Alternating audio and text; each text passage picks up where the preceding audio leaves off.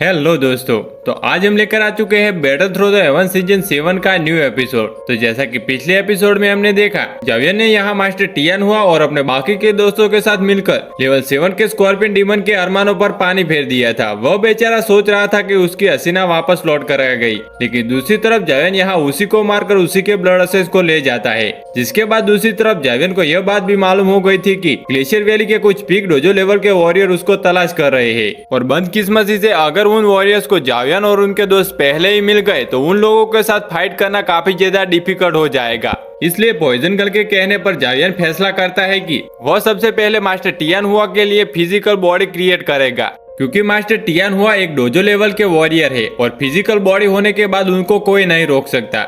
जिस पर तो सभी लोग एग्री करते थे और मास्टर टियान हुआ ये बात सुनकर तो काफी ज्यादा खुश हो जाते हैं। दूसरी तरफ हम देखते हैं कि जावियन ने उनकी मदद करना शुरू कर दिया था, जहां वो यूशन की बॉडी को मास्टर टियान हुआ की फिजिकल बॉडी के लिए इस्तेमाल करता है। अब आगे तो इस एपिसोड की शुरुआत यहाँ पर उसी केव से शुरू होती है, जहाँ जावियन मास्टर टियान हुआ से कह रहा था कि मैं यूशन की बॉडी को एक्टिवेट करने वाला हूँ। मैं अपने हेवनली फ्लेम का इस्तेमाल करते हुए उसकी बॉडी को लाइट वेट करूंगा ताकि आप उस पर कंट्रोल कर सके।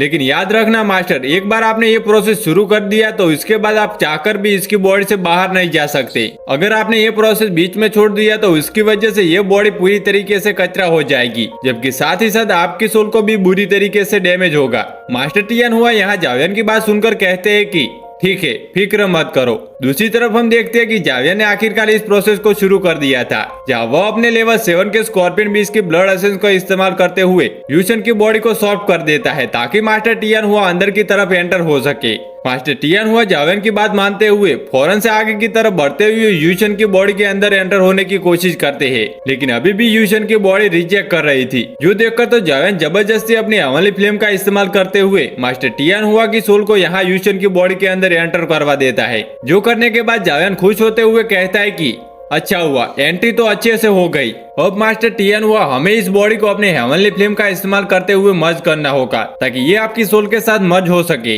यहाँ जावियन ये सब कह ही रहा था कि तभी अचानक बाहर से उसे हलचल सुनाई देती है। जिलेन भी भागते हुए फौरन से जावियन के पास आ जाती है, जो कि जावियन से कह रहे थे कि बिग ब्रदर, बहुत ही बड़ी प्रॉब्लम हो गई। ग्लेशियर वैली को हमारी लोकेशन मालूम हो चुकी है, वो लोग जल्द ही यहाँ पर पहुँच जाएंगे। जो सुनकर तो जावियन थोड़ा सा परेशान हो गया, जबकि बाहर की तरफ हम देखते हैं कि चारों तरफ से स्नो बरस रहे थे। पॉइजन गर्ल तो समझ चुकी थी कि जंग का वक्त आ चुका है। तभी अचानक यहाँ इन लोगों के सामने space time crack portal open हो जाता है, जिसके अंदर से मास्टर टियान हु अपने साथियों के साथ निकलकर बाहर आ जाते हैं और वो अपने सामने मौजूद पॉइजन गर्ल को देखकर कहते हैं कि आखिरकार मैंने पॉइजन बॉडी डिजास्टर वाली लड़की को ढूंढ लिया। जबकि साथ ही साथ वो साइड की तरफ देखते हुए कहते हैं कि मैं जानता हूँ वहाँ पर कोई छुपा हुआ है, वो फौरन से बाहर आ जाए। चुप कर तो तुम मुझ पर हमला नहीं कर पाओगे। जो कहते साथ ही वो फौरन से यहाँ पर डेमोनिक सोल पपेट पर हमला कर देते हैं और डेमोनिक सोल पपेट को भी मजबूरन यहाँ पर बाहर निकलना पड़ता है। दूसरी तरफ पॉइजन गर्ल यहाँ पर टियान हु को देखकर कहती है कि तुम एक डोजो लेवल के पीक के वॉरियर हो, लगता है कि ग्लेशियर वैली तुम्हारी इज्जत नहीं करती। जिस पर तो टियान हु जवाब देते हुए कहते हैं कि हाँ, यहाँ पर बेशक थोड़ा सा मेरा वक्त बर्बाद होगा, लेकिन ग्लेशियर वैली के लिए यह काम तो मैं कर ही सकता हूँ ना। साथ ही साथ वो पलटकर फौरन से अपने पीछे मौजूद तीनों मास्टर से कहते हैं कि तुम लोग वैली के दरवाजे पर जाकर खड़े हो जाओ, यहाँ की सिचुएशन मैं संभाल लूंगा। तुम लोगों का यह काम है कि इस वैली से अंदर से कोई बाहर न जा पाए या फिर बाहर से कोई अंदर न आ पाए। जो सुनकर तो वो तीनों एल्डर मास्टर टियान हु की बात मानते हुए बिल्कुल ऐसा ही करते हैं। दूसरी तरफ हम देखते हैं कि master Tian Hu poison girl से कह रहा था कि वैसे ये कितनी बड़ी कोइंसिडेंट की बात है, मैं तुमसे पहले भी एक पॉइजन बॉडी वाले कल्टीवेटर से लड़ चुका हूँ, जो कि तब तो काफी ज्यादा खतरनाक थी। सिर्फ उसके 2 हमलों के दौरान ही मुझे हरा दिया और उसकी कीमत मुझे अपनी आंख देकर चुकानी पड़ी। देखता हूँ कि आखिरकार तुम कितनी ज्यादा ताकतवर हो। Poison girl master Tian Hu की बातें सुनकर गुस्सा होते हुए अपने पॉइजन स्नेक को एक्टिवेट करते हुए कहती है कि आओ मुझसे लड़कर देख लो, तुम्हें मालूम हो ही जाएगा। दूसरी तरफ हम देखते हैं कि डेमोनिक सोल पपेट भी यहाँ पर पॉइजन गर्ल की मदद करते हुए आगे की तरफ बढ़ते हुए मास्टर टियान हु पर हमला करने वाला था, लेकिन मास्टर टियान हु काफी ज्यादा ताकतवर थे। वो सिर्फ एक ही इशारे की मदद से यहाँ पर डेमोनिक सोल पपेट को फ्रीज करते हुए पीछे की तरफ पटक चुके, जबकि दूसरी तरफ अपने सामने मौजूद उन दोनों पॉइजन स्नेक को फ्रीज करते हुए बिखेर देते हैं। पॉइजन गर्ल इस मौके का फायदा उठाते हुए अपने स्वॉर्ड को लेकर तेजी के साथ आगे की तरफ बढ़ते हुए मास्टर टियान हु पर साइड से हमला करना चाहती थी, लेकिन दूसरी तरफ मास्टर टियानचू तो इस हमले के लिए पहले से ही तैयार थे। वो अपनी छड़ी की आइस एबिलिटीज का इस्तेमाल करते हुए पॉइजन गर्ल को ब्लॉक करते हुए पीछे हटा देते हैं, जबकि साथ ही साथ उन्होंने अपने आइस पाम टेक्निक का इस्तेमाल करते हुए पॉइजन गर्ल को हिट करके बुरी तरीके से इंजर कर दिया था, यहाँ तक कि उसे मुंह से खून भी निकल रहा था। पॉइजन गर्ल कहती है कि ये मास्टर टियानचू तो काफी ज्यादा पावरफुल है, जो सुनकर तो मास्टर टियानचू हंसते हुए कहते हैं कि हाँ, मैं एक डोजो लेवल के पीक का वॉरियर हूँ। आखिरकार तुमने सोचा क्या था कि अगर तुम दो लोग मिलकर मुझे हमला करोगे तो मुझे हरा दोगे? सिर्फ तादाद ज्यादा होने की वजह से तुम ताकतवर से ताकतवर वॉरियर को कभी नहीं हरा सकते। जबकि साथ ही मास्टर टियानचू कहते हैं कि बेहतर यह होगा कि तुम उस लड़के और सोल बॉडी को भी बाहर बुलवा लो। वो दोनों जहाँ पर भी छुप कर बैठे हैं उसका कोई भी फायदा नहीं होने वाला, क्योंकि मैं यहाँ पर मौजूद सबको जान से मार डालूंगा। यहाँ वो ये सब कह ही रहे थे कि दूसरी तरफ सीन शिफ्ट होकर केव के अंदर आ जाता है, जहाँ पर हम देखते हैं कि जिलेन जावेन को प्रोटेक्ट करने के लिए केव के दरवाजे पर खड़ी थी। दूसरी तरफ जावेन भी अपनी पूरी कोशिश कर रहा था कि वो अपनी हेवनली फ्लेम का इस्तेमाल करते हुए जितना जल्दी हो सके मास्टर टियानहुआ को यहाँ पर मास्टर यूशन की बॉडी के साथ मर्ज करवा दे, क्योंकि इसके अलावा इन लोगों के पास जीतने का कोई भी दूसरा रास्ता नहीं। बाहर की तरफ हम देखते हैं कि डेमोनिक सोल पपेट और पॉइजन गर्ल दोनों ने मिलकर आगे की तरफ बढ़ते हुए मास्टर टियानचू की तरफ लगातार अटैक करना शुरू कर दिया। लेकिन दूसरी तरफ तो मास्टर टियानचू के लिए इन दोनों के हमलों को डॉज करना तो जैसे कि बच्चों का खेल था। इन दोनों की इतनी रफ्तार के बावजूद भी मास्टर टियानचू इन दोनों के हमलों को बहुत ही आसानी के साथ डॉज कर रहे थे, जबकि साथ ही साथ वो अपने स्नेक स्टाफ से एक बहुत ही ज्यादा पावरफुल आइस फॉर्मेशन क्रिएट करके इन दोनों को फ्रीज करते हुए पीछे की तरफ धकेल देते हैं। नीचे की तरफ आते हुए इससे पहले कि पॉइजन गर्ल आगे बढ़ पाती, तभी अचानक उसने देखा कि उसके पैर तो जमीन पर जम चुके हैं, जो कि बहुत ही बुरी खबर थी, क्योंकि मास्टर टियानचू उसके सामने आकर अपने आइस क्रिस्टल का इस्तेमाल करते हुए उस पर हमला करना शुरू हो गया था, जिस आइस क्रिस्टल को पॉइजन गर्ल के लिए डॉज करना थोड़ा सा मुश्किल है, क्योंकि वो अपनी जगह से मूव नहीं कर पा रही। दूसरी तरफ डेमोनिक सोल पपेट आगे की तरफ बढ़ते हुए यहाँ पर पॉइजन गर्ल की मदद करना चाहता था, लेकिन मास्टर टियानचू ने उसे भी अपने आइस क्रिस्टल से हिट करते हुए दीवार से साथ ही फ्रीज करते हुए जमा दिया। अब यहाँ पॉइजन गर्ल बेचारी काफी ज्यादा मुश्किल में फंस चुकी थी। वो अपनी पूरी कोशिश कर रही थी कि वो अपने सामने से आने वाले आइस क्रिस्टल को ब्लॉक कर सके, लेकिन उसकी शील्ड तो इतनी ज्यादा पावरफुल नहीं थी। शील्ड के टूटने के बाद मास्टर टियानचू ने यहाँ पर पॉइजन गर्ल को एक बड़े से आइस क्रिस्टल के अंदर कैद कर लिया था। साथ ही साथ मास्टर टियानचू हंसते हुए कहते हैं कि वैसे कहना पड़ेगा कि पिछली पॉइजन बॉडी क्लेमेट ही काफी ज्यादा पावरफुल थी, तुम तो उसके सामने कुछ भी नहीं हो। मैंने बिल्कुल भी नहीं सोचा था कि तुम्हें हराना इतना आसान होगा। दूसरी तरफ पॉइजन गर्ल यहाँ वो सारी बातें याद करती है जहाँ जावियर ने पॉइजन गर्ल से कहा था कि फिक्र मत करो, सिर्फ 2 से 3 महीनों के बाद मैं स्कॉर्पियन बीस्ट का मैजिकल कोर हासिल कर लूंगा। इसके बाद तुम्हारे लिए ऐसी पिल बना दूंगा जिसकी वजह से तुम अपनी पॉइजन बॉडी को अच्छे से कंट्रोल कर सको और तुम्हें दोबारा से कभी भी अपनी पॉइजन बॉडी का कंट्रोल नहीं खोना पड़ेगा। लेकिन यहाँ पर तो सिचुएशन काफी ज्यादा खराब हो चुकी थी। मजबूरन पॉइजन गर्ल अपने पॉइजन बॉडी की पावर को एक्टिवेट करते हुए कहती है कि जावियन मुझे माफ कर देना, मेरे पास अब इतना वक्त नहीं। जो कहते साथ ही पॉइजन गर्ल ने यहाँ पर अपने पॉइजन बॉडी की पावर एक्टिवेट करना शुरू कर दी। वो अपनी बॉडी का कंट्रोल यहाँ पर पॉइजन क्लेमेट को देने वाली है, जिसकी वजह से पॉइजन गर्ल की बॉडी से काफी ज्यादा पॉइजनियस ऑरा चारों तरफ फ्लोर कर रहा था। मास्टर टियानचू ये देखकर हंसते हुए कहते हैं कि आखिरकार तुम करना क्या चाहती हो? क्या तुम्हें सच में लगता है कि तुम अपनी पॉइजन बॉडी ऑफ डिजाइजर्स को अभी अनलॉक कर सकती हो? अगर यह काम तुमने शुरू में कर दिया होता तो शायद मेरे लिए मुश्किल खड़ी हो जाती, लेकिन अभी तो ऑलरेडी तुम मेरी जाल में फंस चुकी हो और तुम्हारे लिए काफी ज्यादा देर हो चुकी है। जो कहते साथ ही मास्टर टियानचू ने यहाँ पर अपने आइस क्रिस्टल की डेंसिटी को और भी ज्यादा बढ़ाना शुरू कर दिया। ऐसा करने की वजह से पॉइजन गर्ल की सारी पावर डीएक्टिवेट हो जाती है। वो बेहोशी की हालत में आ चुकी थी, जबकि साथ ही साथ उसकी मौत भी हो सकती है। मास्टर टियानचू पॉइजन गर्ल की तरफ देखते हुए कहते हैं कि अगर तुम खुद ब खुद मान जाती तो तुम्हें यूं मरना न पड़ता। अभी वो यहाँ पर ये सब कह ही रहे थे, तभी अचानक मास्टर टियानचू पर किसी ने स्पेस केक से हमला कर दिया, जिसे तो वो बहुत ही मुश्किल के साथ डॉज करते हुए साइड पर हट गए। मास्टर टियानचू के बाकी के एल्डर्स भी ये सब महसूस करते हुए फौरन से वहाँ पर पहुँच गए थे और वो सवाल करते हुए कहते हैं कि मास्टर टियानचू क्या आप ठीक हो? आखिर अभी यहाँ पर हुआ क्या था?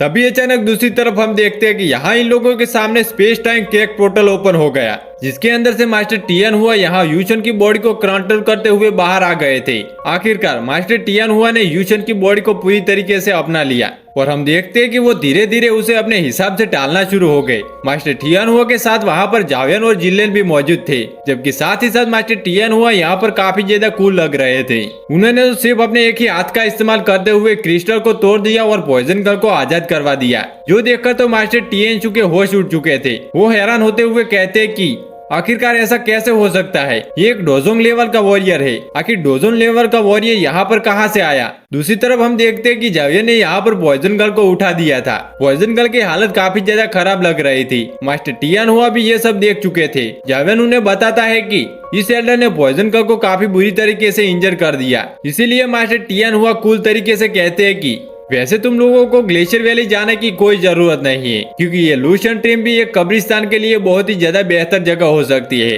फिक्र मत करो, मैं तुम लोगों की लाशों को यूं ही आवारा कुत्तों को नहीं खिलाने वाला, बल्कि मैं तो यहाँ पर तुम सबके लिए एक एक कब्र जरूर बनवाऊंगा। दूसरी तरफ तो मास्टर टिएजू काफी ज्यादा डरा हुआ था। वो कहता है कि शायद हमारे बीच मिसअंडरस्टैंडिंग हो चुकी है। मैं ये सब कुछ अपनी मर्जी से नहीं कर रहा, बल्कि मुझे ग्लेशियर वैली के क्लान लीडर्स के ऑर्डर मिले थे और उन्हीं के कहने पर मैंने यह सब कुछ किया। जो सुनकर तो मास्टर टियन हुआ तेजी के साथ मूव करते हुए यहाँ पर एक चट्टान के ऊपर आकर खड़े हो चुके थे। उनका प्रेशर तो इतना ज्यादा था कि वहाँ पर space time crack portal open हो गया। साथ ही चारों तरफ से रेड कलर की बिजलियां कड़क रही थी। मास्टर टियन हुआ कहते हैं कि मैं तुम्हारे क्लान लीडर को नहीं जानता और ना मुझे उनसे कोई फर्क पड़ता है। मास्टर टियन हुआ की ताकत तो काफी ज्यादा खतरनाक थी कि टियन चू की और भी काफी ज्यादा हालत खराब हो गई। वो जानता था कि अब लड़ने के अलावा कोई रास्ता नहीं, इसलिए वो अपने साथियों से कहता है कि जितना जल्दी हो सके ice snake dragon formation create करना शुरू करो। जो सुनकर तो वो तीनों एल्डर बिल्कुल ऐसा ही करते हैं। उन्होंने अपनी आइस एबिलिटीज को यहाँ पर मास्टर टियनशू के साथ शेयर करना शुरू कर दी।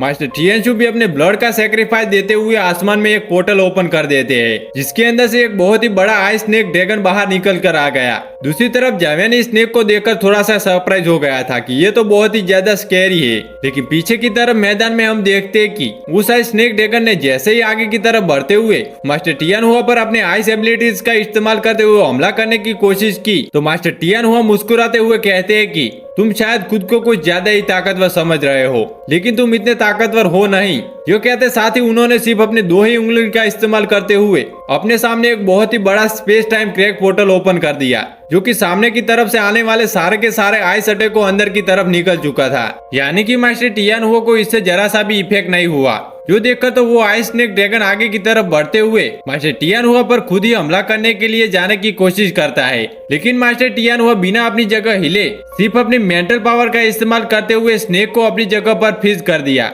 साथ ही साथ वो कूल तरीके से कहते हैं कि बस तुम्हारा किस्सा यहीं पर खत्म हुआ। जो कहते हैं वो काफी कूल तरीके से अपना एक पंच रेडी कर लेते हैं और हम देखते हैं कि यहाँ आइस स्नेक ड्रैगन की बॉडी पर काफी ज्यादा स्लैशेस लग चुके थे, जो कि एक बहुत ही बड़े फायर ब्लास्ट के साथ वहीं पर खत्म हो जाता है। ये धमाका इतना ज्यादा खतरनाक था कि मास्टर टियनशू की डर के मारे हालत खराब हो जाती है। साथ ही साथ वो इंजर्ड भी हो चुके थे, इसलिए वो घबराते हुए कहते हैं कि चलो हमें यहाँ से भागना होगा। ये कहते साथ ही वो फौरन से पीछे की तरफ से एक छोटा सा space time crack portal open करके अपने साथियों के साथ वहां से निकलना चाहते थे, जिन्हें भागता हुआ देखकर जावियर मास्टर टियन हुआ से कहता है कि सीनियर प्लीज इन लोगों को यहाँ से जाने मत देना। जो सुनकर तो मास्टर टियन हुआ अपनी उंगली के इशारे से यहाँ पर उस स्पेस टाइम क्रैक पोर्टल को पीछे की तरफ से बिखेरते जा रहे थे। दूसरी तरफ स्पेस टाइम क्रैक पोर्टल के अंदर जाने वाले मास्टर ने यह सब देख लिया था और उन्हें समझ आ जाता है कि वो डोजोंग लेवल का मास्टर स्पेस पर काफी ज्यादा अच्छी एबिलिटीज रखता है। अगर सब कुछ ऐसे ही चलता रहा फिर तो हम यहीं पर मारे जाएंगे।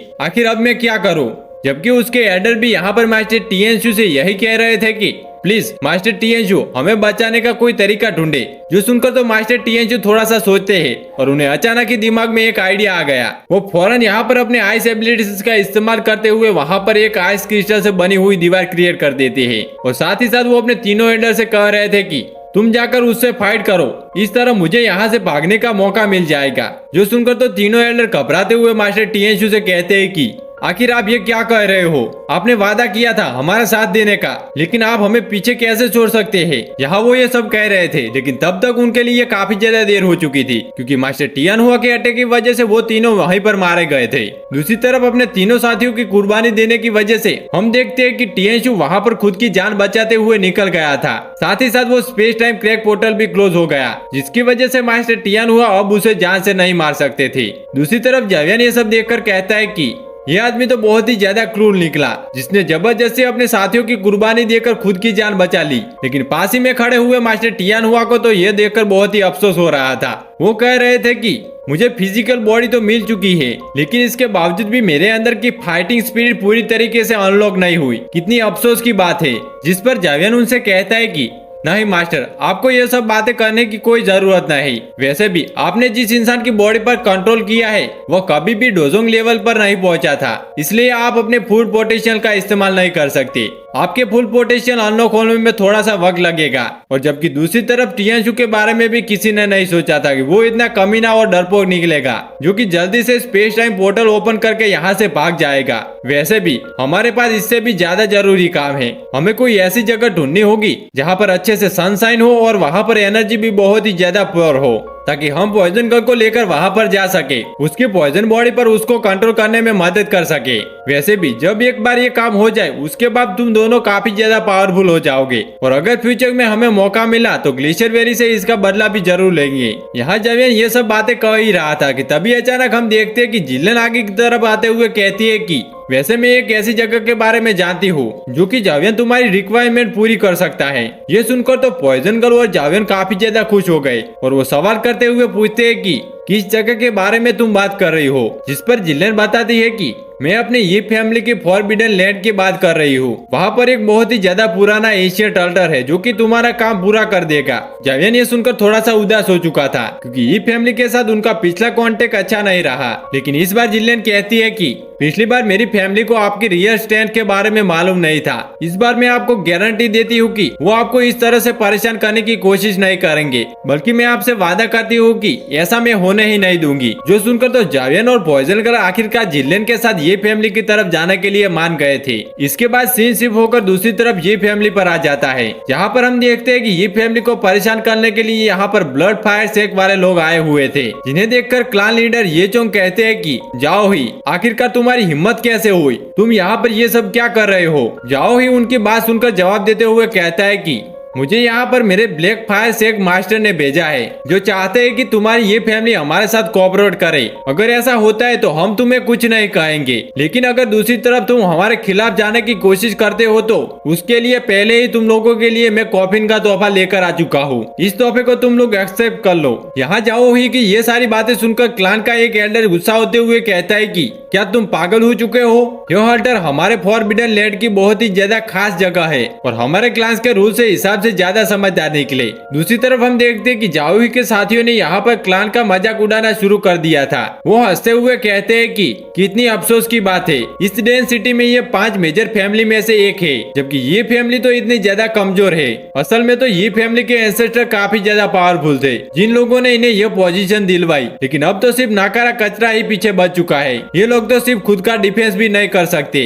ये तो 5 मेजर फैमिली के नाम पे सिर्फ एक धब्बा है। ये चोंग को तो इन सब लोगों की बातें सुनकर काफी ज्यादा गुस्सा आ रहा था, लेकिन वो चाहकर भी कुछ नहीं कर सकते थे। दूसरी तरफ जाओ ही कहता है कि मास्टर ये चोंग, तुम लोगों के पास ज्यादा समय नहीं बचा, इसलिए जितना जल्दी हो सके एशियंट अल्टर को हमारे हवाले कर दो और यहाँ से निकल जाओ, इससे पहले कि तुम सबको हम जान से मार डाले। यहाँ जाओ ही ये सब धमकी दे रहा था, तभी अचानक पीछे से जावियन की आवाज सुनाई देती है जो कि जाओ ही को धमकी देते हुए कहता है कि तुम्हारे पास सिर्फ 10 सेकंड है, कछुए के बच्चे, जितना जल्दी हो सके अपने साथियों और इस कॉफिन को उठाकर यहाँ से निकल जाओ। अगर ऐसा नहीं हुआ तो तुम लोगों में से कोई भी जिंदा नहीं बचेगा और शायद इस कॉफिन के अंदर तुम लोगों की लाशें भी फिट ना आ पाए। ये कहते साथ ही अचानक ही हम देखते हैं कि पीछे से जावियन अपने दोस्तों के साथ अंदर की तरफ एक हीरोइक एंट्री लेकर पहुंच जाता है, जहाँ पर हम देखते हैं कि जाओ ही तो उसे ज्यादा सीरियस नहीं ले रहा था, बल्कि वो हंसते हुए कहता है कि अब ये छोटा बच्चा कहाँ से आ गया, शायद इस बच्चे को किसी ने तमीज नहीं सिखाई, जब बड़े बात कर रहे हो तो बीच में नहीं बोलना चाहिए। ये कहते साथ ही वो अपने ऑर्डर को हुक्म देते हुए कहता है कि जाओ और इस बच्चे को निपटा दो। जाओ ही अपने ऑर्डर को ये हुक्म देते हुए एटीट्यूड के साथ आगे की तरफ चलने शुरू हो गया, लेकिन असली एटीट्यूड तो यहाँ पर मास्टर टियान हुआ दिखाते हैं, जो कि आगे की तरफ आते हुए अपने डोजोंग लेवल की पावर एक्टिवेट कर चुके, उनकी एनर्जी अनलिश करके मास्टर टियान हुआ कि एक मामूली से अटैक का प्रेशर इतना ज्यादा था कि वो सारे के सारे एडर और इवन की जाओ ही भी उड़ता हुआ पीछे जा गिरा। यहाँ इस एनर्जी को महसूस करते हुए ये चोंग भी काफी ज्यादा हैरान हो जाता है। वो हैरान होते हुए कहता है कि ये तो एक डोजोंग लेवल का मास्टर है, जबकि दूसरी तरफ जाओ ही की भी होश ठिकाने आ चुके थे। वो यहाँ पर मास्टर टियान हुआ के सामने डरते हुए कहता है कि प्लीज सीनियर मुझे माफ कर दीजिए, प्लीज हमें बख्श दे। जो सुनकर तो मास्टर टियान हुआ मुस्कुराते हुए जवाब देकर कहते हैं कि ये तुम मुझसे नहीं बल्कि मेरे छोटे भाई से पूछो कि वो तुम्हें जिंदा छोड़ना चाहता है या नहीं। जो सुनकर तो जावी यहाँ पर जावियन से कहता है कि लिटिल ब्रदर, बल्कि नहीं नहीं बड़े भाई, प्लीज मुझे छोड़ दो। मुझसे बहुत ही बड़ी गलती हो गई। मैंने बिल्कुल भी पहचाना नहीं कि तुम कितने ज्यादा ताकतवर हो और गलती गलती में मैंने कुछ ज्यादा ही बड़ी बातें कर दी, जबकि असल में तो मैं एक बहुत ही बेकार सा मामूली सा छोटा सा इंसान हूँ। मेरी तो कोई भी औकात नहीं। मैं मरना नहीं चाहता, प्लीज मुझे जिंदा छोड़ दे। जो सुनकर तो जावियन गुस्सा होते हुए उससे कहता है कि ठीक है, अपने कॉफिन और अपने साथियों को लेकर जितना जल्दी हो सके यहाँ से दफा हो जाओ और अगली बार मुझे अपनी शक्ल मत दिखाना। जिस पर तो जाओ ही शुक्र मानते हुए कॉफिन को उठाकर अपने साथियों से कहता है कि चलो भागो यहाँ से जितना जल्दी हो सके। जबकि उन लोगों के जाने के बाद जावियन एक बार फिर से आगे की तरफ बढ़ते हुए बहुत ही रिस्पेक्ट के साथ मास्टर ये चोंग से कहता है कि आखिरकार हम लोगों की एक बार फिर से मुलाकात हो गई। जावियन को एक बार फिर से यहाँ पर देखकर ये फैमिली काफी ज्यादा परेशान हो चुकी थी। वो लोग आपस में बातें करते हुए कहते हैं कि ये तो वही लड़का है ना जावियन, लेकिन आखिरकार ये किस बैकग्राउंड से बिलोंग करता है जो कि एक डोजोंग लेवल का वॉरियरशिप इसको प्रोटेक्ट करने के लिए इसके साथ चल रहा है। लगता है कि बहुत ही ज्यादा पावरफुल फैमिली से बिलोंग करता होगा। दूसरी तरफ मिस जिल्लियन भी तेजी के साथ आगे की तरफ आते हुए अपने ग्रैंड फादर से कहती है कि ग्रैंड फादर, मैंने कहा था ना कि जावियन हमें बचा लेगा, और ये वही जावियन है। जो सुनकर तो मास्टर ये चोंग जवाब देते हुए कहते हैं कि हाँ, मुझे माफ कर देना बेटी, मैं अंधा हो चुका था जो कि इस बात को समझ ही नहीं पाया और मैंने जल्दबाजी में इतने ज्यादा पावरफुल कल्टीवेटर की बेइज्जती कर दी थी। यहाँ पर मास्टर चोंग जावियन से माफी भी मांगते हैं, जबकि साथ ही साथ वो जावियन का शुक्रिया अदा भी करते हैं। जो सुनकर तो जावियन आगे की तरफ बढ़ते हुए कहता है कि कोई बात नहीं, हमारे बीच मिसअंडरस्टैंडिंग हो चुकी थी और वैसे भी आज मैं आपके पास आया हूँ क्योंकि मुझे आपसे कुछ मदद चाहिए। मैं चाहता हूँ कि आप लोगों के एंशिएंट ऑर्डर को मुझे इस्तेमाल करने के लिए दिया जाए, अगर आपको इसमें कोई परेशानी ना हो। जावियन की ये बातें सुनकर तो मास्टर ये चोंग के पास जाने के लिए कोई भी जवाब नहीं बचता। तभी अचानक ये एल्डर मास्टर ये चोंग से कहता है कि मास्टर ये चोंग, हम ऐसा नहीं कर सकते क्योंकि क्लान रूल्स के हिसाब से फॉरबिडन लैंड में मौजूद उस एंशिएंट ऑर्डर को हमारे क्लान के अलावा कोई भी इस्तेमाल नहीं कर सकता।